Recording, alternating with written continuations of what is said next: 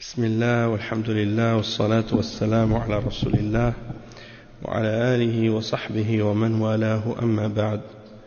On commence aujourd'hui le cours numéro 76 dans l'explication du livre de Cheikh al-Islam Ibn Taymiyyah rahimahullah Al-Furqan bayna awliya ar-Rahman wa awliya al-Shaytan, et avec les commentaires de Cheikh Salih al-Fawzan hafidhahullah ta'ala.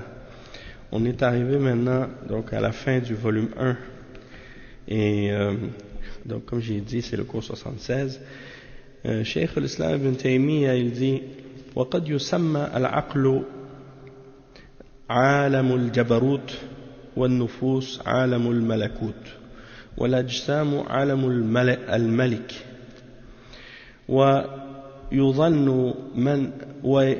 ويظن من لم يعرف لغة الرسل ولم يعرف معنى الكتاب والسنة أن ما في الكتاب والسنة من ذكر الملك والملكوت والجبروت موافق لهذا وليس الأمر كذلك. Ok, donc Cheikh al-Islam Ibn Taymiyyah il explique que dans le langage des philosophes, des Grecs et autres, et ceux qui les ont suivis parmi les philosophes arabes, ils appellent la science, ou plutôt la raison, l'aql, ils l'appellent le monde de Al-Jabarut. Al-Jabarut, la toute-puissance, la toute-puissance, la force. Ou Al-Nufus, les âmes, ils l'appellent Alam al-Malakut, le monde de la seigneurie ou disons du royaume, ou du fait de posséder. Wal-Ajsam, et les corps, ils l'appellent Alam al-Malik ou al-Mulk. Donc ça c'est des appellations que les philosophes utilisent comme ça, et ils interprètent les choses de cette façon-là. Il dit, le cheikh, il dit hada kulluhu khata. Cheikh al-Fawzan, il dit tout ça c'est erroné, c'est incorrect d'appeler la raison Alam al-Jabarut, les âmes Alam al-Malakut et les corps Alam al-Malik. Tout ça c'est faux. Et le cheikh il dit ensuite, Ibn Taymiyyah, il dit que certains parmi ceux qui n'ont pas connu la langue des messagers ou le langage des messagers et qui ne connaissent pas la signification du livre, le Coran et de la Sunna, et de ce qui est dans le Coran et dans la Sunna, de la mention de la royauté ou du royaume, du domaine et de la puissance, ils peuvent penser que ça c'est en accord avec ces appellations-là. Il dit walaysa al-amru kadhalik, et c'est pas exact, c'est pas ça, c'est pas exact. Et Cheikh al-Fawzan il dit liqawl al-falasifa alladhi dhakarahu Abu Hamid al-Ghazali. Donc là il cite, il dit que ça c'est pas correct. Il parle par rapport à qu'est-ce que al-Ghazali a cité par rapport à ces choses-là. Et il dit wa haula yulabbisuna 'ala al-muslimina talbisan kathiran k'itlaqihim anna al-falak muhdath أي معلول مع أنه قديم عندهم والمحدث لا يكون إلا مسبوقا بالعدم ليس في لغة العرب ولا في لغة أحد أنه يسمى القديم الأزلي محدثا والله قد أخبر أنه خالق كل شيء وكل مخلوق فهو محدث وكل محدث كائن بعد أن لم يكن. Donc ici le Cheikh Ibn Taymiyyah explique que ces gens-là, ils essaient de tromper les musulmans et de les confondre dans leur religion en disant que al-falak, c'est-à-dire les astres, les étoiles, les planètes, tout ça, ils disent que c'est muhdath, dans le sens que ils disent que c'est éternel, mais en même temps que c'est créé, dans le sens qu'il y a une cause derrière, ou quelque chose il y a une raison derrière. Puis malgré tout, ils disent qu'elle est éternelle, ou que les choses créées sont dans l'univers, c'est éternel. Donc, le cheikh, il dit, tandis qu'en réalité, qu'est-ce qui est éternel? Ça peut pas être créé. Et qu'est-ce qui est créé? On peut pas l'appeler éternel. Parce que, qu'est-ce qui est créé? C'est qu'est-ce qui était précédé par le néant. C'est-à-dire qu'auparavant, il n'y avait rien. Et puis après, ça a été créé. Donc si c'est pas le cas, si ça a toujours existé, que c'était éternel, dans ce cas-là, tu peux pas dire que c'est créé. Hein? Et le cheikh dit donc, il n'y a pas dans la langue arabe, ni dans la langue de quiconque d'ailleurs, quelque chose qui est éternel et qu'on l'appelle créé. Hein?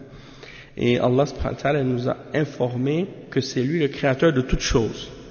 Et que toute créature, ben, elle est nouvelle, elle n'est pas éternelle, elle est créée. Et que toute chose créée, peu importe qu'est-ce qu'elle peut être, elle est précédée de non-existence, ou bien elle est précédée par le néant, le fait qu'elle n'existait pas. Et Cheikh Al-Fawzan il dit hum yaqulun al-falak muhdath wa hum yaqulun qadimun wa fayatanaqadun. Donc comment ils peuvent dire que quelque chose est nouveau puis éternel en même temps, ou créé et éternel en même temps? Ça c'est une contradiction. C'est ça que le cheikh il dit.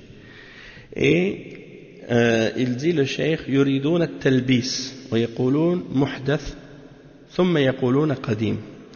يتناقضون في هذا وإنما يقولون محدث من باب التلبيس على الناس ويقولون العالم محدث وأن المخلوقات كلها محدثة وليس فيها شيء قديم فليس هناك شيء قديم فكل شيء من الخلق فهو محدث وكائن بعد أن لم يكن والله خالق كل شيء وكل شيء فهو مخلوق والمخلوق موجود بعد أن لم يكن.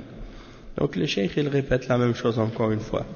Il explique que tout ce qui existe c'est que Allah l'a créé et donc il ne peut pas être éternel. Et donc de dire que quelque chose est créé et éternel en même temps c'est contradictoire. Donc les philosophes ils se contredisent dans ce sens-là. Après il dit لكن ناظرهم أهل الكلام من الجهمية والمعتزلة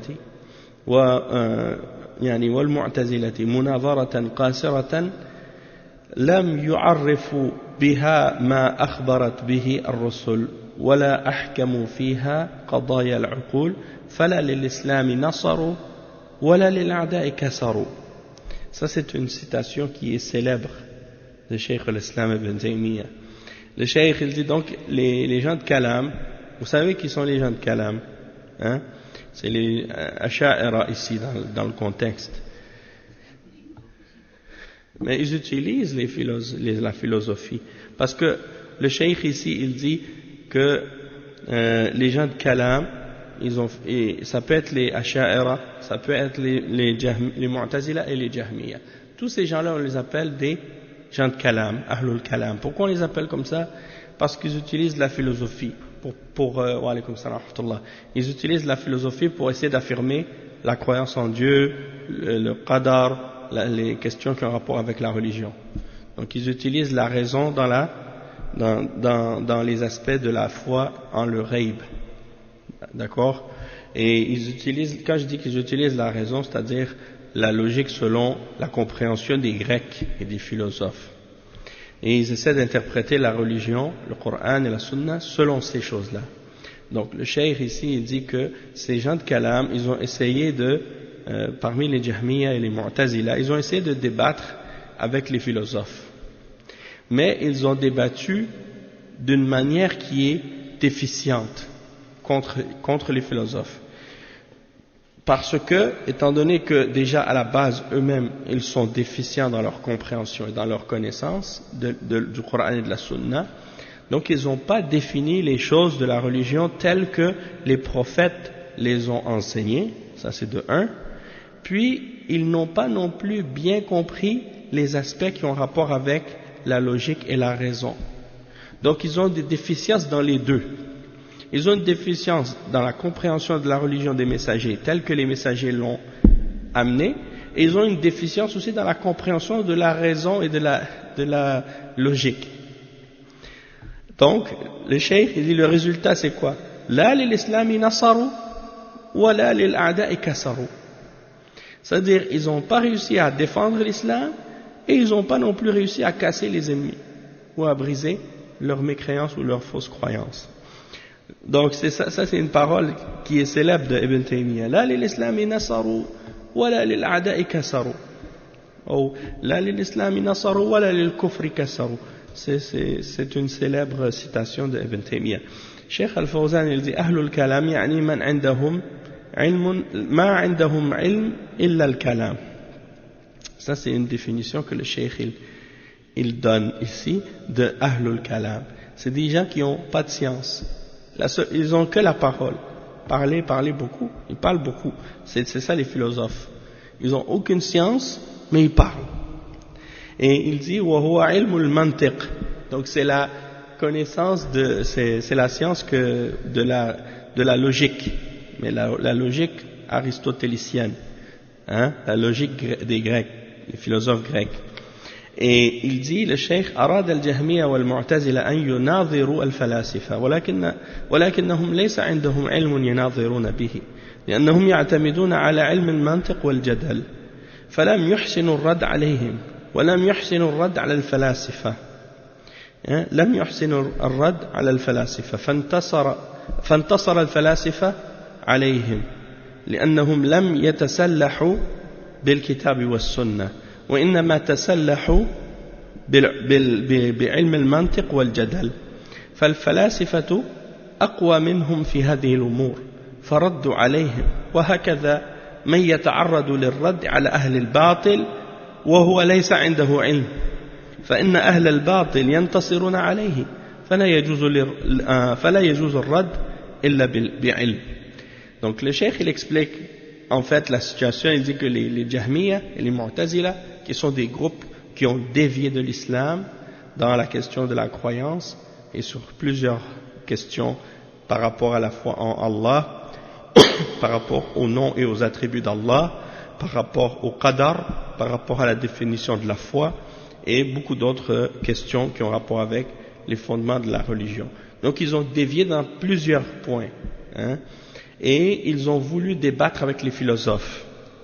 Sauf qu'ils n'ont pas de science, déjà à la base, pour être capables de débattre avec les philosophes. Et ils se basent que sur la logique et l'argumentation, hein, la dialectique, puis des trucs comme ça. Alors, ils n'ont pas été capables de bien les réfuter. Et ils n'ont pas été capables de réfuter les philosophes.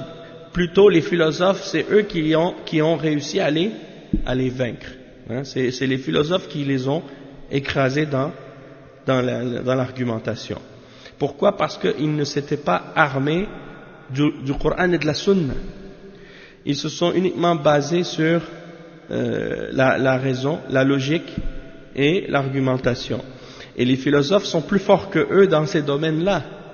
Alors, ils se sont fait écraser par les philosophes.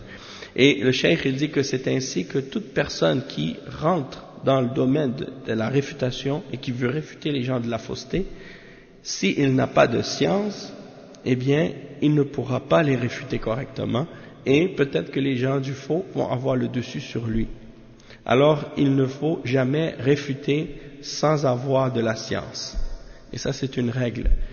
Parce qu'il y a beaucoup de musulmans parfois qui ont des bonnes intentions et qui ont une bonne volonté, ils pensent faire du bien, et donc ils veulent aller débattre avec des différents groupes de koufars, que ce soit des chrétiens, que ce soit des juifs, que ce soit des athées, hein, ou bien des gens de différentes croyances, et puis ils s'en vont avec eux, ils s'assoient pour essayer de débattre. Sauf que eux, en réalité, ils n'ont pas vraiment des bases solides dans la compréhension de l'islam. Ils n'ont pas vraiment des bases solides dans la connaissance de la religion. Donc ils commencent à rentrer dans le débat, puis ils mélangent le vrai et le faux. Hein. Parfois ils réfutent quelque chose de vrai, hein, en pensant que c'est faux. Parfois ils défendent quelque chose de faux en pensant que c'est ils défendent quelque chose de faux en pensant que c'est vrai. Et donc ils mélangent tout. Et ce qui fait que dans ce cas-là, quand ils arrivent avec ce genre d'argumentation fausse, eh bien, ils n'arrivent pas à tenir le chemin. Et puis, en général, ils se font ridiculiser à cause de ça. Et donc, c'est ça le danger, en fait. C'est ça. C'est ça. Et surtout, quand ils sont devant la caméra, ils sont filmés, alors ils veulent pas perdre la face. Hein? Alors le seul but c'est de répondre quelque chose pour essayer de paraître intelligent, mais la réalité c'est qu'ils ne savent pas réellement de quoi ils parlent. Et c'est dangereux ça. C'est très dangereux parce que à cause de ça, beaucoup de gens peuvent être éloignés de l'islam. Hein? À cause de ça, beaucoup de gens vont être éloignés de l'islam. Exactement, exactement. Donc si tu sais pas, tu te tais, ça s'arrête là. Et donc le mieux c'est de ne pas rentrer dans ces débats-là en partant, à moins que tu saches que tu es une personne qui est fermement ancrée dans la science et vraiment bien, comme mutamakkin, comme on dit en arabe, que tu as le niveau pour le faire. Et donc c'est ça que tu vois parfois dans des émissions de télé. Des fois ils vont pour faire une entrevue avec un musulman, ou bien parfois ils mettent une femme musulmane avec une femme laïque, et puis ils les font argumenter l'une l'autre, et tu vois que la femme laïque, elle connaît bien son discours, elle connaît bien ses arguments, elle s'est bien préparée, hein, elle sait comment répondre, tandis que la musulmane, en général, ils choisissent parfois des femmes qui ne savent pas toujours bien s'exprimer, qui ne savent pas nécessairement bien parler français aussi, et qui se sont pas bien préparées, ou bien qui savent pas en fait où sont les points, où est le point qu'il faut vraiment appuyer dessus pour vraiment écraser les arguments de l'autre. Et des fois tu vois qu'ils sont complètement hors sujet, tu vois. Donc quand tu vois des discussions comme ça, des argumentations comme ça, eh bien tu réalises qu'en fait c'est un combat inégal, hein. Donc c'est pour ça qu'il faut que les musulmans s'approfondissent plus dans leur compréhension, dans leur religion, dans leur connaissance, pour être capables justement de présenter la religion musulmane correctement, et pour être capables de défendre la vérité avec des preuves et avec connaissance, et pour réfuter le faux avec preuves et connaissance aussi, pas avec des sentiments et des émotions. Wa alaykum salam wa iyyakum inshallah. Et le cheikh ensuite il explique que la parole de Ibn Taymiyyah quand il dit ولا أحكموا فيها قضايا العقول, il dit معناها أنهم اعتمدوا على العقول والمنطق والجدليات. Ils se sont basés sur la raison, la logique, et donc toutes ces méthodes de discussion et de débat, mais sans fondement, sans base. Ils n'ont pas maîtrisé même ce domaine-là comme il faut. Il dit فلا للإسلام نصروا ولا للأعداء كسروا. Et le cheikh il dit وهؤلاء الجهمية والمعتزلة لا للإسلام نصروا ولا للباطل كسروا لأنهم ليس عندهم علم ولم يردوا بعلم منزل من الله سبحانه وتعالى. Une chose que j'ai apprise par rapport à justement la réfutation, c'est lorsque tu lis les livres d'Ibn Taymiyyah et tu vois comment il réfute les gens de bid'a. Parfois, c'est-à-dire que il réfute les gens de bid'a en premier, toujours avec les preuves du Coran et de la Sunna, pour montrer en premier que leurs fondements et leurs principes sont en contradiction avec les textes de l'islam et les fondements de l'islam. Puis une fois qu'ils ont terminé de les réfuter avec les preuves de la révélation, maintenant ils disent, et voici maintenant les arguments même qui prouvent que même dans la raison et par rapport à ce qui est rationnel, ils ont même contredit ça aussi. Donc ils les réfutent sur le plan de la religion avec les preuves de la révélation, puis ils les réfutent également avec des preuves rationnelles aussi en plus. Ça vient juste disons rajouter encore plus de force à ce qu'ils ont déjà établi. Et le fait de voir ça, en fait, c'est que ça augmente encore plus la conviction de la personne qui lit cette réfutation-là. Et donc, il termine avec quelque chose de solide, et sa foi, elle augmente, et sa compréhension augmente. Et c'est ça le bienfait des réfutations. C'est pour ça que les ulama, ils encouragent toujours les gens de lire les réfutations des ulama contre les gens de la fausseté. Parce que c'est une des meilleures manières pour avoir justement la bonne connaissance et la bonne compréhension de l'islam. Pourquoi? Parce que ça te met devant tes yeux le vrai et le faux, et ça détruit le faux. Donc ça veut dire que non seulement tu vas connaître le vrai, et qu'est-ce qui est vrai, mais tu vas également connaître le faux, et comment le réfuter, et comment le détruire. Donc ta foi et ta compréhension et ta connaissance va être encore plus forte que le musulman qui ne fait que connaître que ce qui est vrai, mais qui ignore le faux, qui peut parfois justement être confus ou trompé ou mélangé dans sa compréhension parce qu'il ne connaît pas le faux et parce qu'il ne sait pas non plus comment réfuter le faux. Donc ça, c'est un des avantages de lire les livres de réfutation. Mais bien entendu, pour lire ces livres-là, des fois, ça prend de la patience. Ça prend de la patience parce que tu vas lire des fois des choses qui sont déplaisantes quand tu lis les paroles des gens de l'égarement ou des gens de la fausseté.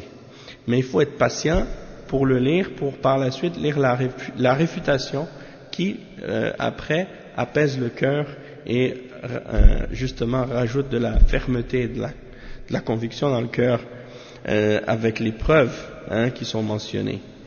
En fait, si tu lis les réfutations des grands ulama, des ulama qui sont les grands savants de Ahl Sunnah wal Jama'a, eh bien en général, dans ces réfutations-là, ils vont te montrer les bases en même temps. En général, les réfutations des ulama, il y a toujours les bases expliquées dedans. C'est pour ça que c'est bénéfique. Tandis que si tu lis une réfutation de quelqu'un qui est pas justement un savant, ou qui est pas parmi les imams d'Ahl Sunnah ou les savants d'Ahl Sunnah, donc ils vont réfuter à moitié. Quand tu finis de lire sa réfutation, tu n'es pas convaincu pourquoi? Parce que ce ne sont pas des ulama, ce ne sont pas des imams. Donc c'est ça quand tu lis, comme je dis, les livres d'Ibn Taymiyyah, les livres d'Ibn al-Qayyim al-Jawziyya, les livres des ulama contemporains qui font partie des imams de la Sunna et de la Da'wa Salafiyya. Tu lis leurs livres, tu lis leurs réfutations, tu vois qu'ils réfutent avec science, avec ilm. Tu lis les livres de Cheikh Mohammed ibn Abdul Wahhab qui réfutent les gens qui font le shirk. Tu lis les réfutations de Cheikh bin Baz contre des gens qui ont dévié. Les réfutations de Cheikh Abdurrahman al-Sa'di contre les gens d'égarement. Les réfutations de Cheikh Rabi' al-Madkhali à notre époque contre Sayyid Qutb, contre d'autres individus parmi les gens de Bid'ah, les Hizbiyin et les gens d'égarement. Vraiment c'est fort, c'est rempli de preuves et d'explications, de clarifications, et franchement c'est bénéfique. Barakallahu fik. Oui, non, c'est vrai, le prophète sallallahu alayhi wa sallam, il a déjà prophétisé que les ulama, Allah subhanahu wa ta'ala, il prend la science en prenant les ulama, jusqu'à ce que la fin des temps approche. Plus la fin des temps approche, plus les ulama, Allah subhanahu wa ta'ala les prend, donc il y en a de moins en moins. Et quand ils meurent et ils amènent la science avec eux. Et c'est sûr qu'il y aura toujours des ulama, mais on a les ulama qui correspondent aussi à l'époque dans laquelle on vit.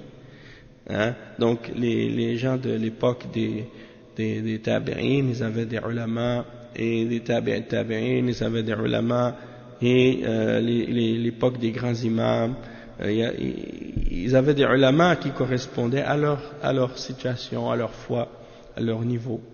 Aujourd'hui aussi, on a des grands ulama, mais c'est quand même différent de l'époque des grands imams, de l'époque des tabi'in et tout. Donc, c'est sûr que c'est pas le même niveau, mais il y a toujours quand même, Allah subhanahu wa ta'ala, il fait toujours en sorte qu'il y a des hommes qui protègent sa religion et qui défendent la vérité et qui réfutent le faux. Et il a aussi mentionné, comme le prophète sallallahu alayhi wa sallam il l'a dit, à chaque 100 ans, il y aura toujours des hommes qui vont venir pour revivifier sa religion, et pour réformer sa religion, pour la ramener à sa pureté originelle, pour réfuter les innovations qui ont été incorporées dedans ou qui ont été ajoutées, et pour les éliminer et nettoyer la religion. Donc ça c'est une promesse d'Allah subhanahu wa ta'ala. Et puis il y a aussi des ulama qui étudient avec, disons que les grands ulama, ils ont toujours des élèves qui en général leur succèdent après eux et qui prennent la bannière de la science après leur mort. Donc alhamdulillah, donc il ne faut pas désespérer, désespérer, parce que il y aura toujours alhamdulillah des gens qui défendent la vérité jusqu'à la fin des temps. Et le prophète sallallahu alayhi wa sallam, il a dit ça dans le hadith: la tazalu ta'ifatun min ummati zahirina ala al-haq la yadurruhum man khadhalahum wala man khalafahum hatta ya'tiya amrullah wa hum ala dhalik. Donc jusqu'à la fin des temps, il y aura un groupe de la umma sur la vérité. Donc il ne faut pas donc désespérer. Et puis même si ce discours de la religion de l'islam basé sur le Coran et la Sunna et la compréhension des salafs, elle n'est pas à la mode, dans le sens que des fois c'est pas le discours que certains jeunes ils aiment entendre ou qui plaît à la masse, mais la vérité, elle n'est pas là pour faire plaisir aux gens, et la vérité, elle n'est pas là pour satisfaire les gens. Au contraire, c'est les gens qui doivent se satisfaire d'elle. Donc, on n'a pas donc dans ce cas-là à essayer de changer la vérité ou déformer la vérité pour attirer les gens, pour leur faire plaisir. Non. Celui qui fait ça, il travestit la religion en réalité. Ensuite, le Cheikh Ibn Taymiyyah il dit وشاركوا أولئك في بعض قضاياهم الفاسدة ونازعوهم في بعض المعقولات الصحيحة فصار قصور هؤلاء في العلوم السمعية والعقلية من أسباب قوة ضلال أولئك كما قد بسط في غير هذا الموضع. Donc c'est exactement qu'est-ce que j'ai traduit tout à l'heure, qu'est-ce que j'expliquais, en disant que les gens de Kalam, ils ont eu des erreurs communes avec les philosophes dans certaines questions, et ils ont disputé contre des philosophes sur certaines choses rationnelles qui étaient correctes. C'est comme si ils les réfutent dans des règles rationnelles qui sont exactes. Donc le cheikh dit, à cause de leur manque de connaissance et de compréhension dans les sciences religieuses et dans les choses rationnelles, eh bien ça a été une des plus grandes causes de la force de l'égarement qu'ils ont donné à l'égaré. C'est eux en fait qui ont donné de la force aux égarés parmi les philosophes à cause de ça. Et comme il dit, comme cela a été expliqué dans d'autres endroits. Et le cheikh, il explique, Cheikh Al-Fawzan, il commente sur ce passage-là. Il dit: شارك الجهمية والمعتزلة الفلاسفة في بعض قضاياهم الفاسدة. Donc les Jahmiya et les Mu'tazila, c'est les gens de Kalam, ils ont eu en commun certains points, certaines questions corrompues, sur lesquelles ils étaient d'accord, les deux. Et il dit: وهناك معقولات صحيحة وهم نازعوا فيها والمعقولات الباطلة أقروها لجهلهم وعدم علمهم وهكذا كل من لم يتسلح بالكتاب والسنة عن فهم وإدراك فإنه يصير إلى هذا المصير الذي صار إليه الجهمية والمعتزلة مع الفلاسفة. Donc le cheikh il dit, ils ont des questions rationnelles également que les philosophes avaient et qui étaient correctes. Eux, ils disputent sur ces points-là contre les philosophes. Ils ne sont pas d'accord avec les philosophes sur ces questions-là. Et les aspects de la raison qui sont fausses, ils les ont acceptés.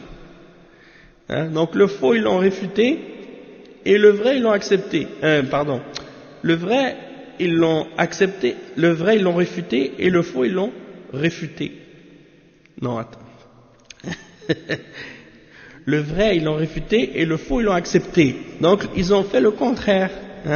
Le faux que les philosophes enseignent, ils l'ont accepté, et le vrai que les philosophes possèdent, et bien ils l'ont réfuté. Donc, il dit le cheikh que ça c'est à cause de leur ignorance, parce qu'ils n'ont pas de science. Et aussi, donc, il dit le cheikh, c'est pour ça que c'est le résultat de toute personne qui ne s'est pas armé de la science du Coran et de la Sunna pour essayer de comprendre et de réfléchir. Aujourd'hui, on voit ces exemples-là qui sont présents à notre époque. Les gens qui veulent réfuter les kuffars, parfois ils font la même erreur que les gens de Kalam de l'époque. Et ça, par exemple, à cette époque-là, on le voyait, comme le cheikh il dit, parce qu'ils ne connaissaient pas bien le Coran et la Sunna. Donc, au lieu de les réfuter par le Coran et la Sunna, ils cherchent à les réfuter par la logique et par la raison. Et des fois, leur raison, justement, elle est corrompue. Donc, ils mélangent le vrai et le faux, et ils déforment la réalité de l'islam. Aujourd'hui, il y a des gens comme ça. Quand ils s'assoient avec les kuffars, ils veulent débattre avec eux, et leur compréhension de l'islam, elle est déficiente. Donc, ils affirment des choses que les kuffars amènent, et ils les prennent comme des principes exacts ou vrais, et des choses que, les choses que l'islam rejette, eux ils les acceptent, des choses que l'islam accepte, eux ils les rejettent. Parce qu'ils n'ont pas de fondement ou de principe. Et ça c'est qu'est-ce qu'on remarque à notre époque, surtout par rapport à les idées modernes de la démocratie, de la laïcité, de la liberté d'expression, liberté de croyance, toutes ces philosophies modernes qui sont apparues. Quand tu parles avec certains musulmans sur ces sujets-là, tu vois qu'ils sont complètement mélangés et ils ne sont pas capables de comprendre la position réelle et correcte du Coran et de la Sunna et de l'islam vis-à-vis de ces questions-là. Pourquoi? Parce que déjà leur compréhension de l'islam, elle est déficiente ou incorrecte. Donc, ils ne voient pas, ces gens-là, de quelle façon ou comment ces principes-là ou ces philosophies ou ces idéologies occidentales contredisent le Coran et la Sunna. Donc, quand tu les vois, par exemple, en train de parler de ces sujets, ils vont dire non, il n'y a aucune contradiction entre l'islam et la démocratie, ou entre l'islam et la laïcité, ou entre l'islam et ces idées-là. Bon, et ça c'est un exemple qui est typique de ce manque de connaissance et de compréhension, de comparer la shura qui est mentionnée dans le Coran, wa amruhum shura baynahum, et de comparer ça avec la démocratie, alors que quand on regarde comme il faut les applications et les principes et les règles de la shura, on voit que ça n'a aucun rapport, ni de près ni de loin, avec le principe ou l'idée de démocratie qui vient des Grecs, de l'Antiquité, parmi les mouchriquins et les kuffars, et qui a été par la suite hérité par des Romains, puis par la suite qui a été réadapté à l'époque moderne par les pays occidentaux. Mais ça n'a rien à voir avec l'enseignement des messagers et des prophètes d'Allah. Si la démocratie était bonne, Ibrahim il l'aurait enseigné, et Moussa il l'aurait enseigné, et Yaqub, et Ishaq, et Sulaiman, et Daoud, et tous les autres messagers, ils auraient tous enseigné ça, si c'était le haqq. On n'a pas besoin d'écrire des volumes pour réfuter la démocratie, ça suffit comme preuve. Mais le problème des fois, c'est que certains musulmans qui ont un complexe d'infériorité devant les occidentaux, parmi les kuffars, et qui pensent que tout ce qu'ils font et tout ce qu'ils disent c'est bon et c'est vrai, sans remettre rien en question. Donc au lieu de remettre en question leurs idéologies et leurs philosophies et leurs principes, ils remettent en question qu'est-ce qui est marqué dans le livre du Seigneur des mondes, Rabbul Alamin, et dans la sunna du messager d'Allah sallallahu alayhi wa sallam. Donc ils commencent à avoir des doutes en qu'est-ce que Allah a révélé, alors qu'ils devraient avoir des doutes en ce que les kuffars ont enseigné et qu'est-ce qu'ils ont inventé avec leur esprit déficient. Mais ça c'est à cause du manque de compréhension, du manque de savoir, du manque de conviction, du manque de compréhension, du manque de foi, et ainsi de suite. Et donc ils ont fait la même chose que les gens de Kalam à l'époque. Qu'est-ce qu'ils ont fait? tout ce qu'ils ont trouvé dans le Coran ou dans la Sunna, qui est en contradiction avec les idées des kuffars de l'Occident, ils ont dit, ces versets et les hadiths qui contredisent les philosophies de l'Occident, il faut les réinterpréter. Ils ont dit, il faut changer le discours religieux à notre époque, réinterpréter les versets à la lumière de la philosophie occidentale. Barakallahu fik. Donc ça c'est quoi ça, hein? Ça veut dire qu'en réalité, tu n'as pas mis la parole d'Allah au-dessus de tout. Tu as mis la parole des kuffars et leur philosophie au-dessus, puis le Coran et la Sunna en dessous. Puis tu as dit, tout ce qui contredit la philosophie des kuffars dans le Coran et dans la Sunna, je le déforme et je le change pour que ce soit correct. Au lieu de faire le contraire, de mettre le Coran et la Sunna au-dessus, puis de dire tout ce qui est dans la philosophie ou dans l'idéologie occidentale qui contredit le Coran et la Sunna, eh bien je vais le changer pour que ce soit en accord avec le Coran et la Sunna. Hein? Donc, soit il joue avec les mots, soit il joue avec les idées, soit il déforme le Coran, soit il déforme les versets, soit il déforme les hadiths, et il joue avec la religion. Comme les gens de Kalam à l'époque qui ont joué avec la philosophie et qui ont agi comme ça avec les idées des philosophes, de la même manière. Ils ont pris les livres d'Aristote, de Platon et autres, ils ont dit tout ce qui est dans le Coran et dans la Sunna qui contredit ce que Platon et Aristote ont dit, alors on va le déformer pour que ce soit en accord avec ce que Platon et Aristote ont dit. Et aujourd'hui, c'est ça ce qu'ils sont en train de faire, la même chose. Hein? Donc, celui qui a compris la réalité de la aqidah des salaf, du Coran et de la Sunna et de la compréhension des sahaba, et qui a compris les égarements des gens de bid'a à l'époque, il ne peut pas se laisser tromper aujourd'hui. S'il est sur cette voie-là, il voit tout de suite l'erreur et l'égarement qui a été ramené de la part de ces groupes-là, et de ces gens-là. Après ça, le cheikh, il explique, il dit نعم ونازعوهم في بعض المعقولات الصحيحة يعني هناك معقولات صحيحة وهم نازعوا فيها والمعقولات الباطلة أقروها كيف ولا لي فإنه يصير إلى هذا المصير الذي صار إليه الجهمية والمعتزلة مع الفلاسفة. Oui, نعم. Donc c'est ça. Après l'autre point que le cheikh a mentionné, il dit فصار قصور هؤلاء في العلوم السمعية والعقلية من أسباب قوة ضلال أولئك. Il dit Cheikh Al-Fawzan, il dit ليس عندهم دليل من الكتاب والسنة وعلم الرسول وليس عندهم معقولات سليمة فلذلك انهزموا أمام العدو لأنهم ليس معهم سلاح يقاومون به العلوم السمعية هي الكتاب والسنة. Donc une fois je suis rentré dans une pâtisserie syrienne sur Jean Talon à l'époque, ça fait longtemps, et subhanallah, j'étais rentré pour acheter des halawiyat, des baklawa, des choses comme ça. Et puis le monsieur qui vend là-bas, c'est un chrétien syrien, et il me sort le journal, il me sort un papier comme ça, juste pour donner un exemple. Il me sort un journal, il me dit regarde, dans le journal là, qu'est-ce qui s'est écrit? Ils ont dit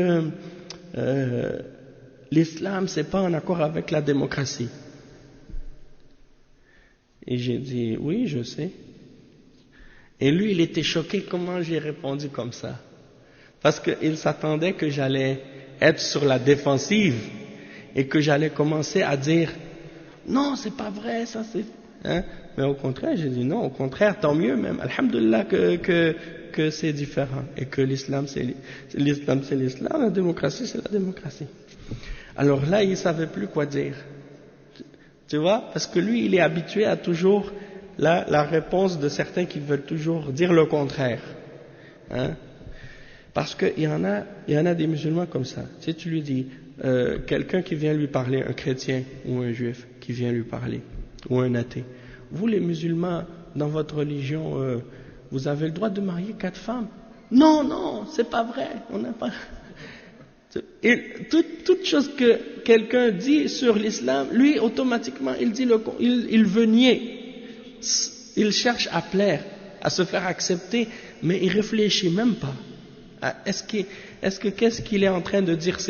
Il n'est pas en train de mentir ou dire le contraire de la réalité juste pour se faire accepter. Hein? Et donc, beaucoup de musulmans, ils ont cette attitude-là.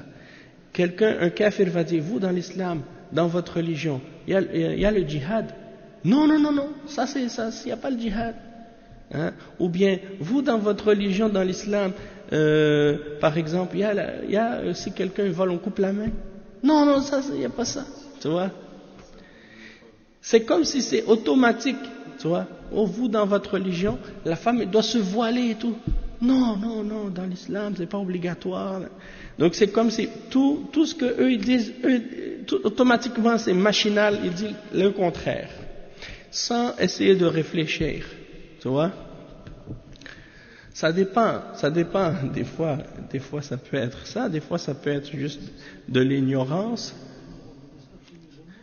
Oui, peut-être c'est l'ignorance aussi. C'est comme par exemple, quelqu'un quand tu lui dis, par exemple, tu lui dis dans l'islam, est-ce que l'homme et la femme sont égales? Il dit non, dans l'islam, la femme dans l'islam, la femme et l'homme sont pas égaux. Hein. Ils n'ont pas le droit, ils n'ont pas le même droit. Hein. Et là, la personne, elle veut répondre, elle ne sait pas répondre. Elle dit non, dans l'islam, oui, non, c'est pareil comme tout. Et une fois, j'ai vu des femmes à la télé, des femmes musulmanes qui sont allées dans une émission québécoise ici. Et puis, l'animatrice, elle disait, comme ça, vous les musulmanes, vous avez le droit de faire tout. Qu'est-ce que les femmes non musulmanes font? Elle dit, oui, on fait tout, la même chose comme vous, pareil. Mais j'ai dit, est-ce que ça même c'est intelligent de répondre de cette façon? Est-ce que ça c'est sage même de dire ça? Parce que la femme musulmane, elle est croyante, elle croit en Allah, elle croit au Yawm al-Akhir, elle croit au Yawm al-Qiyamah, elle croit al-Jannah wa al-Nar, le paradis et l'enfer. Déjà ça, c'est une grande différence. Et la femme musulmane, elle vit pas seulement pour la dunya, elle vit aussi pour l'akhirah. Hein?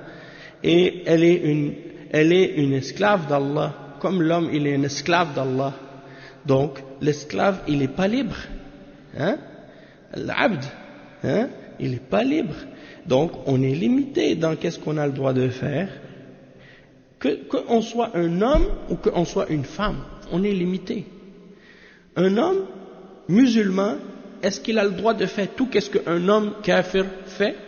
Non. Les kuffars, hommes, ils peuvent se permettre de faire beaucoup de choses que le musulman n'a pas le droit de faire.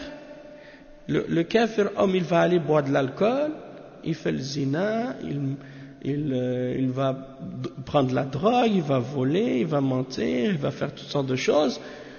Le musulman, il n'a pas le droit de faire ces choses-là.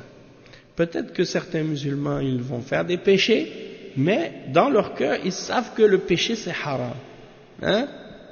Tandis que le kafir, non. Il fait ce qui est haram, mais il dit dans son cœur, ça c'est halal. C'est ça la différence. Donc c'est pas pareil. C'est pour ça qu'il faut apprendre à réfléchir avant de parler et ne pas juste répondre machinalement pour dire, wa alaykoum salam, pour dire le contraire de qu'est-ce qu'on te dit. Ne te mets pas toujours juste sur la défensive puis être apologétique, toujours vouloir t'excuser, toujours vouloir être sur le côté comme si tu as quelque chose à te reprocher. Non. Si la personne elle te pose une question, pose-lui la même question. Souvent ça c'est la meilleure façon. Il te pose la question, pose-lui la même question. Puis tu vas voir sa réponse après. Tu vois que finalement lui-même il a pas de réponse. Tu vois. Après tu lui expliques comme il faut. Mais pour ça, il faut que la personne soit intelligente, soit patiente, soit ouverte au dialogue et à vouloir discuter et comprendre la vérité. Si tu parles avec quelqu'un qui est borné ou quelqu'un qui est vicieux, qui veut juste te provoquer, ça sert à rien. Des gens comme ça sert à rien de discuter. Mais si c'est quelqu'un qui cherche réellement la vérité, qui est sérieux et qui veut apprendre, tu lui expliques les choses clairement et calmement et étape par étape, en commençant par les choses les plus importantes et puis après par la suite tu vas graduellement pour les autres questions que la personne elle veut apprendre. Donc le cheikh dit ici, ils n'ont pas de preuve du Coran et de la Sunna et de la connaissance du messager sallallahu alayhi wa sallam. Ils n'ont pas de règles rationnelles qui sont saines et qui sont correctes. C'est pour ça que devant l'ennemi, ils ont été écrasés. Parce qu'ils n'ont pas d'armes pour être capables d'affronter les ennemis. Et la science qu'on dit al-ilmiya, ou al-aqliya, ou al-sam'iyya, al-aqliya ça veut dire rationnel, et al-sam'iyya ça veut dire la révélation. Pourquoi on appelle al-sam' ou al-aql? Al-sam' c'est qu'est-ce qui est entendu. Qu'est-ce qu'on entend? On appelle al-sam'. C'est pour désigner la révélation. Pourquoi? Parce que la révélation, elle est à la base masmou'a, on l'entend. C'est comme le Coran, c'est récité. La sunna, c'est les paroles du prophète sallallahu alayhi wa sallam. À la base, c'était des paroles entendues. Donc c'est pour ça qu'on appelle as-sam', parce que c'est des choses qu'on apprend par l'écoute. Contrairement à qu'est-ce qui est ma'qoul, une chose qui est rationnelle, c'est qu'est-ce qu'on apprend par la réflexion ou la réflexion ou bien le calcul ou des choses comme ça. Le cheikh dit ensuite فالشيخ يحيلكم على أشياء كتبها في غير هذا الموضع من مؤلفاته مثل العقل والنقل ومثل الرد على المنطق وله كتاب اسمه نقد المنطق.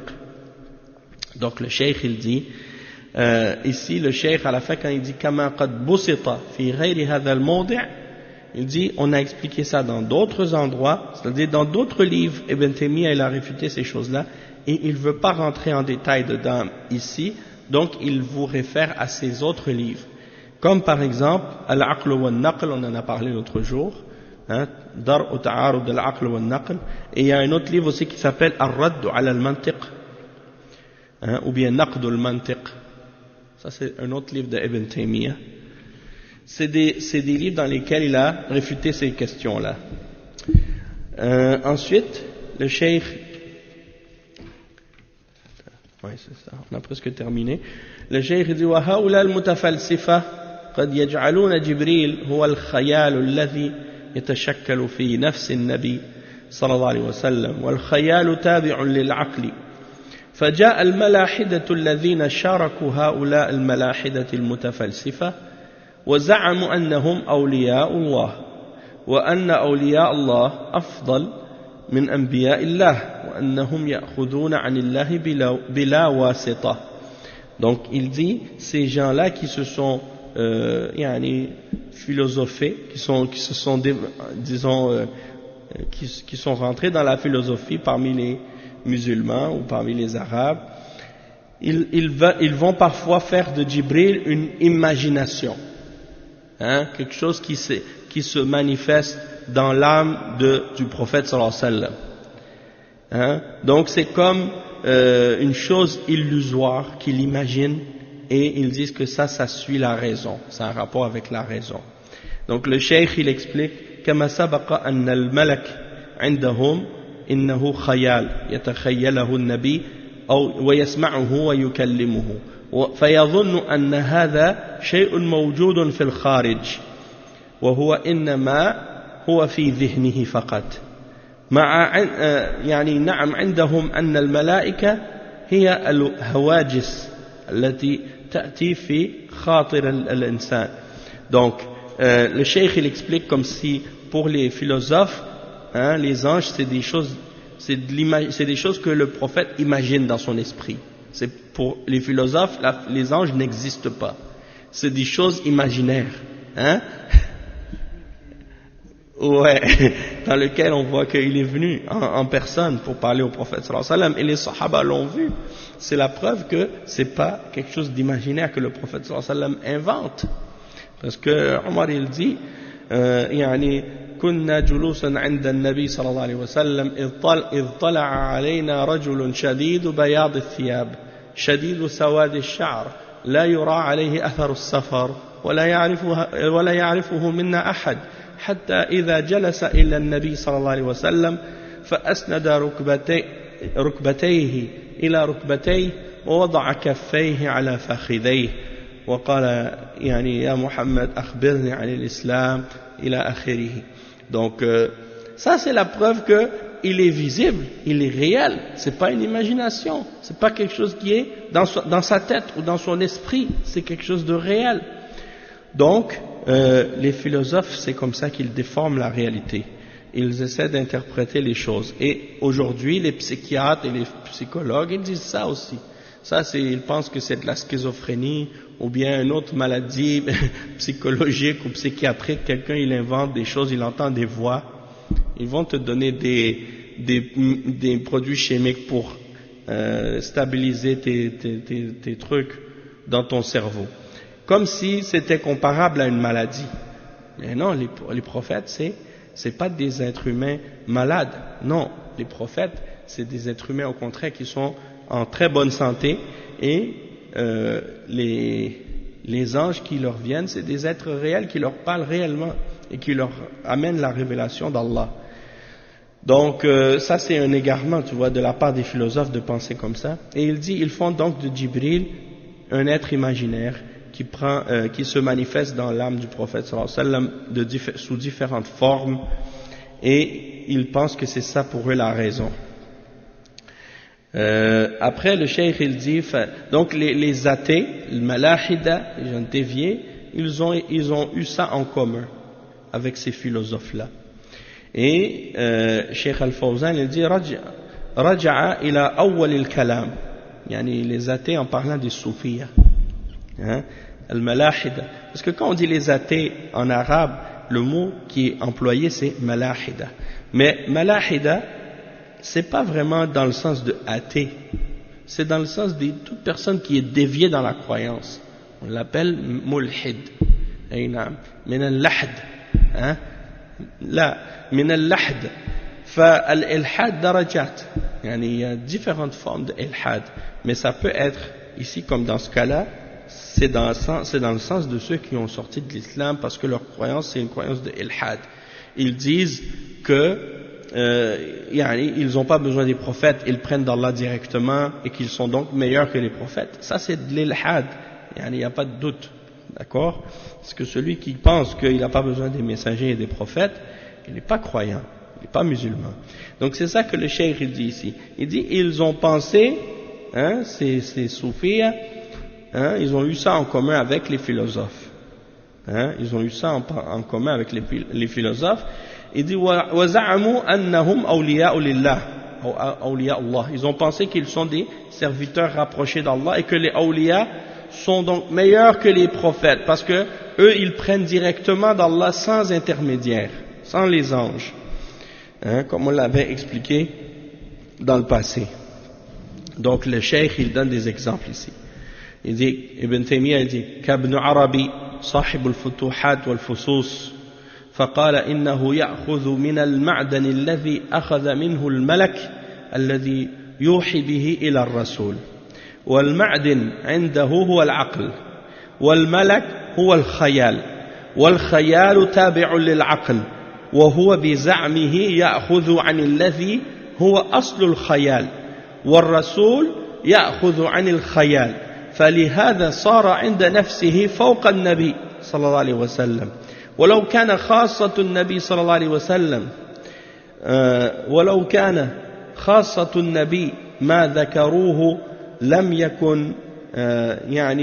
يكن هو من جنسه فضلا عن أن يكون فوقه، فكيف وما ذكروه يحصل لآحاد المؤمنين، والنبوة أمر وراء ذلك، فإن ابن عربي وأمثاله وإن ادعوا أنهم من الصوفية فهم من الصوفية الملاحدة الفلاسفة، ليسوا من صوفية أهل العلم، فضلا عن أن يكونوا من مشايخ أهل الكتاب والسنة.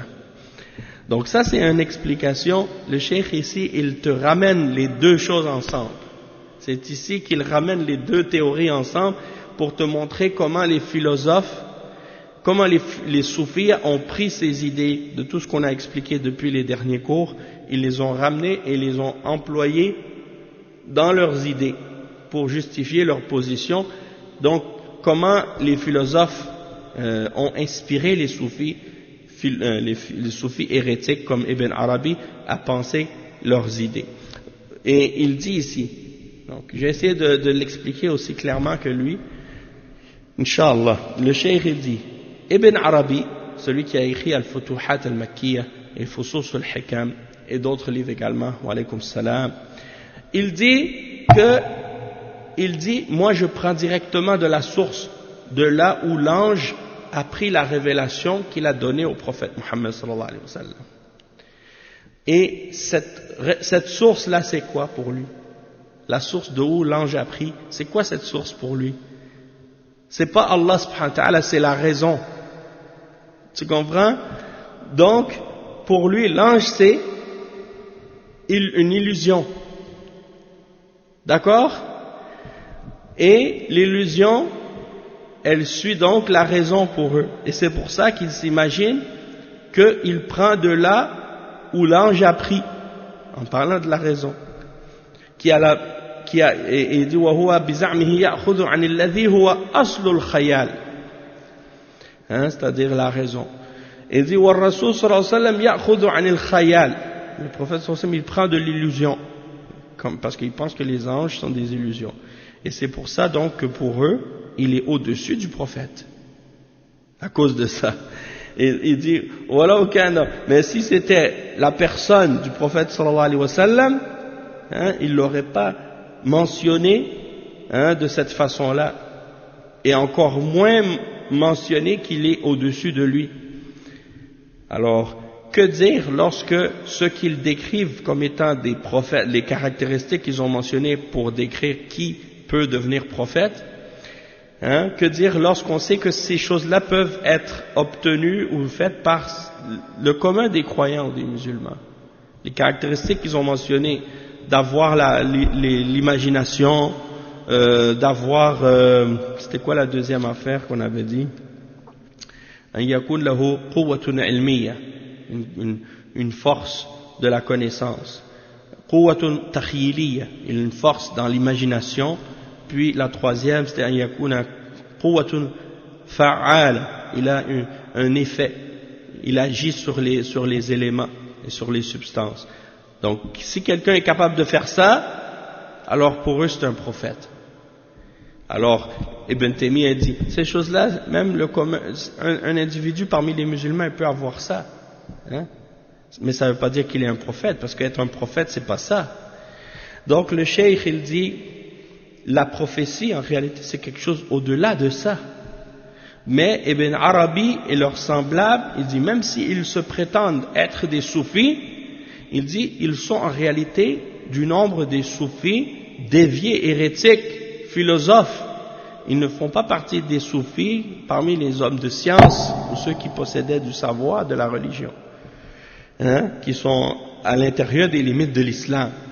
Même s'ils ont des bid'a ou des innovations, mais ils sont toujours musulmans.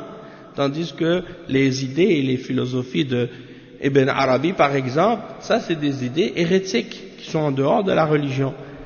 Il dit encore moins qu'ils soient parmi les shuyukh des gens du livre et de la sunna.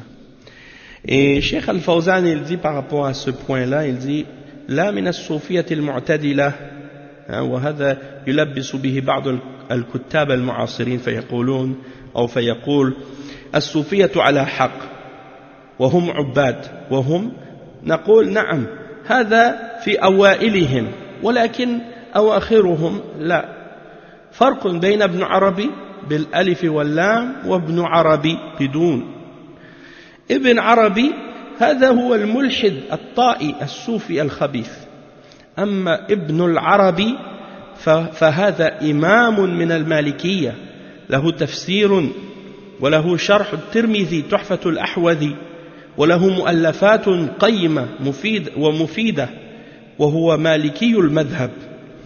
Donc le cheikh il dit que les soufis qui sont modérés comme ils disent, Il fait pas partie, Ibn Arabi, des soufis modérés. Il dit, il y a beaucoup d'auteurs contemporains. Ils disent, les soufis sont sur la vérité, c'est des adorateurs, ils faisaient beaucoup d'adoration, des choses comme ça. Il dit, peut-être, oui, les premiers, mais ceux qui sont venus plus tard, hein, non.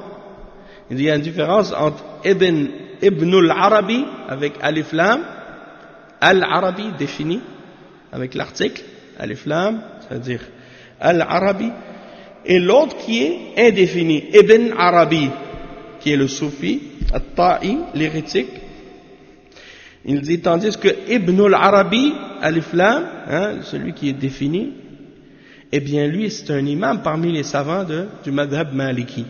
Il a un tafsir Ahkam al-Qur'an, et il a également un sharh de Sunan al-Tirmidhi qui s'appelle Tuhfatul Ahwadi, et il a d'autres livres également comme Al-Awasim min al-Qawasim et d'autres également, et donc c'est un savant maliki connu, célèbre pour sa science, un grand savant. Ensuite il dit le cheikh, donc pour dire il faut faire la distinction entre ceux-là et ceux-là. Ensuite, pourquoi il dit ça le cheikh? Parce qu'il y a des gens, des fois ils confondent entre les deux. Et il y en a qui utilisent cette ressemblance dans leurs deux noms pour faire croire que quand on parle de l'un, qu'on parle de l'autre. Comme si toi tu parles du grand savant maliki, puis eux ils parlent du soufi hérétique. Puis ils essaient de te faire croire que les deux sont le même. Hein? Donc il faut distinguer entre les deux. Après le cheikh dit لأن الصوفية كما سبق على قسمين صوفية بمعنى الزهاد والعباد ولكنهم لم يخرجوا عن الكتاب والسنة مثل الفضيل بن عياض والجنيد وبشر الحافي وإبراهيم بن أدهم هؤلاء صوفية معتدلة وهم يصدرون عن الوحي غاية ما عندهم الزهد والعبادة الكثيرة أما الصوفية المتأخرة فهم ملاحدة ففرق بين هذا وهذا وبعض الناس يلبس يقول الصوفية حق ويأتي بسيرة الأوائل ويقول الصوفية حق يلبس على الناس بذكر المتصوفة الأوائل ويريد أن المتأخرين مثل الأوائل وهذا غلط. Donc le cheikh il dit les soufis sont de deux catégories. Les soufis parmi les adorateurs, ceux qui se détachent de la dunya, hein, qui courent pas après les biens, hein, eux ils ne sont pas sortis des limites du Coran et de la Sunna comme Al-Fudayl ibn Iyad, un grand savant maliki aussi. Il a un livre qui s'appelle Al-Shifa, hein, un livre qui s'appelle Al-Shifa bi Huquq al-Mustafa, bi Ta'rif Huquq al-Mustafa sallallahu alayhi wa sallam, un beau livre sur l'exemple du prophète sallallahu alayhi wa sallam, les droits du prophète sallallahu alayhi wa sallam. Al-Junayd, un autre aussi parmi les adorateurs, Bishr al-Hafi, Ibrahim ibn Adham, ça c'était des hommes pieux, des hommes adorateurs qui faisaient beaucoup d'adoration, qui étaient pieux, qui étaient religieux, vertueux. Mais ça c'est la catégorie de ceux qu'on appelle les soufis modérés si on veut. Et eux c'est des gens qui sont venus au début de l'islam, dans les premiers siècles, et qui se basaient à la base sur le Coran et la Sunna, sur rien d'autre chose, hein? Même si peut-être parfois ils avaient peut-être certaines erreurs ou certaines fautes, mais n'empêche que ils restaient dans les limites de la religion. Et qu'est-ce qu'ils avaient? C'est le zuhd, hein, l'ibada, faisaient beaucoup d'adoration. Tandis que les soufis qui sont venus plus tard, hein, alors eux c'est des athées ou des déviés, hein, et donc il y a une différence entre les deux catégories, et il y a des gens qui essaient de tromper les autres en disant que le soufisme c'est véridique, c'est quelque chose de vrai, c'est quelque chose de bon, et ils donnent des exemples des premiers soufis, puis ils essaient de faire croire aux gens que les anciens et les nouveaux sont pareils, hein, ou que ceux qui étaient dans le passé et ceux d'aujourd'hui c'est la même chose. et il dit ça c'est une erreur, hein. Et après il donne des exemples. Ibn Taymiyyah, il cite Al-Fudayl ibn Iyad, hein. Et Al-Fudayl ibn Iyad, yani, si je me rappelle bien, à la base c'était un brigand, hein. C'était un brigand, il coupait c'était un bandit de chemin, il volait les caravanes sur les chemins, puis il était un bandit. Puis il lui est arrivé quelque chose à un moment donné, il a rencontré, je pense, un savant ou quelque chose, et il s'est repenti à l'islam, puis il est devenu lui-même un alim par la suite. Ouais. Non. Mais c'est-à-dire que c'était des gens pieux dans ce temps-là. Pour eux, les gens les appellent soufis, mais en réalité, c'est juste des grands adorateurs en réalité. Tu vois, c'était pas le soufisme comme les gens l'appellent soufisme aujourd'hui. La même chose pour Ibrahim ibn Adham, Abi Sulaiman al-Darani, Ma'ruf al-Karkhi, Al-Junayd ibn Muhammad, Sahl ibn Abdullah al-Tusturi, وأمثالهم رضوان الله عليهم أجمعين. Donc ça c'est des exemples parmi ces catégories de gens. Le cheikh dit هؤلاء علماء وهم صوفية ولكنهم علماء في الكتاب والسنة ويتبعون الكتاب والسنة. الحاصل أنه لا يلبس بالصوفية الطيبين أو لا يلبس بالصوفية الطيبين على الصوفية الملاحدة ويقال التصوف فيه خير. انظروا إلى الجنيد، انظروا إلى الفضيل بن عياض، إبراهيم بن أدهم. نقول هذا غير موجود الآن، غير موجود عند متصوفة العصر الذي يقول أنا أجالس مع الله وآخذ عنه يأمرني وينهاني وأحضر لكم العلم من عند الله. وهذا مثل الجنيد ومثل الفضيل بن عياض. Donc le cheikh il dit ça c'était des soufis qui étaient des savants, c'était des ulama du Coran et de la Sunna, ils suivaient le Coran et la Sunna. Donc qu'est-ce qui se passe, c'est que des gens aujourd'hui ils veulent essayer de mélanger les gens et confondre les gens et tromper les gens en mélangeant les gens qui étaient connus comme étant des bons adorateurs, des bons musulmans, qu'on appelle aujourd'hui des soufis, et ceux qu'on appelle aujourd'hui parmi les hérétiques et les déviés qui se disent soufis, parmi les différentes turcs qui existent, et qui essaient de faire croire qu'il n'y a pas de différence entre les premiers puis ceux qui sont venus après. Et ils disent, le soufisme c'est bon, le soufisme, le mysticisme, comment ils l'appellent, je ne sais pas quoi, en fait c'est juste une porte ouverte pour juste suivre leur passion. Tout ce qu'ils veulent, ils l'appellent soufisme. Une femme, elle ne veut pas se voiler, elle dit non, moi je suis soufi, je ne me voile pas. Pourquoi? Parce que dans le soufi, tu peux faire ce que tu veux. Tu veux boire de l'alcool, tu dis ah mais moi je suis soufi, l'islam c'est dans mon cœur. Je bois de l'alcool, mais dans mon cœur, Dieu il sait que je suis bon, j'ai pas besoin d'être religieux ou de montrer ma religion pour être pieux. Dieu il sait qu'est-ce que dans mon cœur j'ai. Tu peux être le plus grand criminel, le plus grand voleur, le plus grand tueur, le plus grand bandit, le plus grand voleur, mais ton cœur il est pur. Ton cœur il est plus pur que ceux qui viennent prier à la mosquée tous les jours et qui s'écartent de qu'est-ce qui est haram et qui font sadaqa et qui font le siyam et qui lisent le Coran et qui récitent le Coran et qui enseignent l'islam. Yani, eux, ces grands criminels-là, ces grands bandits-là, ils sont plus pieux que les gens qui font le bien et qui s'écartent du mal. Ça, c'est comme s'ils ont renversé la religion à l'envers. Puis ils purifient leur propre cœur, ils disent mon cœur il est pur. Alors que celui qui prie tous les jours à la mosquée, il espère que son cœur est pur, il ne le sait même pas. Peut-être qu'il demande à Allah de le purifier. Mais eux non, pour eux c'est gagné d'avance, c'est déjà connu. Et Allah il dit dans le Coran, فَلَا تُزَكُّوا أَنفُسَكُمْ هُوَ أَعْلَمُ بِمَنِ اتَّقَى. Ne vous purifiez pas vous-même, c'est lui qui sait si vous êtes pieux ou non. Alors, c'est pas à nous de se purifier soi-même, hein, ou de dire je suis pieux, ou je suis bon, ou je suis ci ou ça, hein. De toute façon, si tu dis la foi c'est dans le cœur, ben dans ce cas-là on peut te dire aussi le kufr c'est dans le cœur aussi, le nifaq c'est dans le cœur aussi, l'hypocrisie c'est dans le cœur, la mécréance c'est dans le cœur. Le prophète sallallahu alayhi wa sallam il dit dans le hadith ala wa inna fil jasadi mudgha idha saluhat saluha al jasadu kullu wa idha fasadat fasada al jasadu kullu wa hiya al qalb.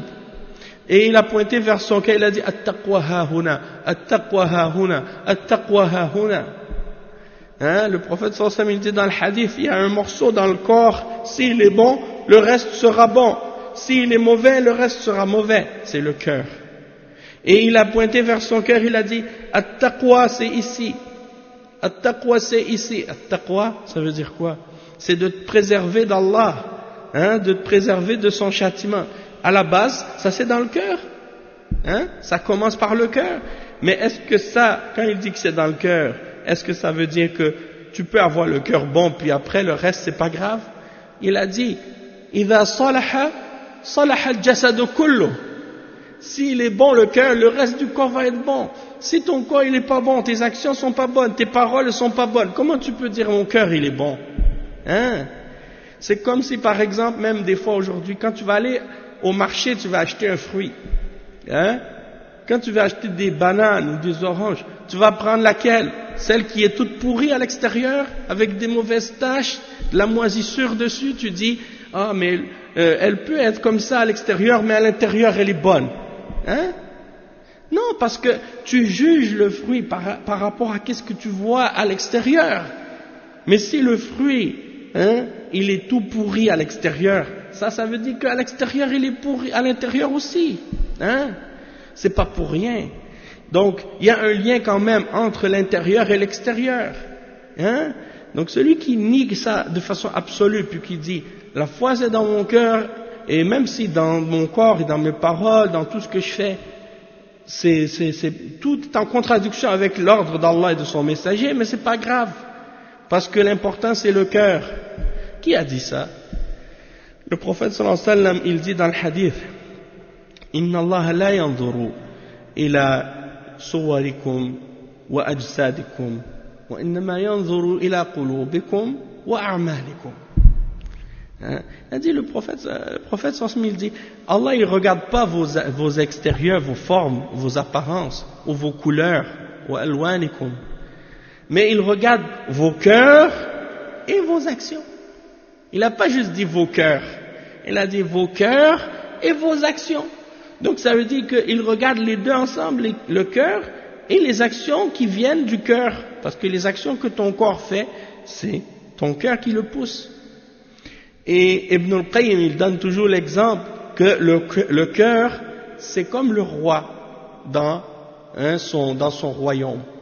Et les bras, les jambes, la tête, tout ça, c'est les soldats. Hein? Donc le roi, il ordonne et les membres, ils obéissent. Hein? Donc si la main, elle vole, c'est qui ce qui l'a fait bouger cette main pour qu'elle vole? C'est le cœur. Comment tu vas dire, j'ai volé, mais mon cœur, il est bon?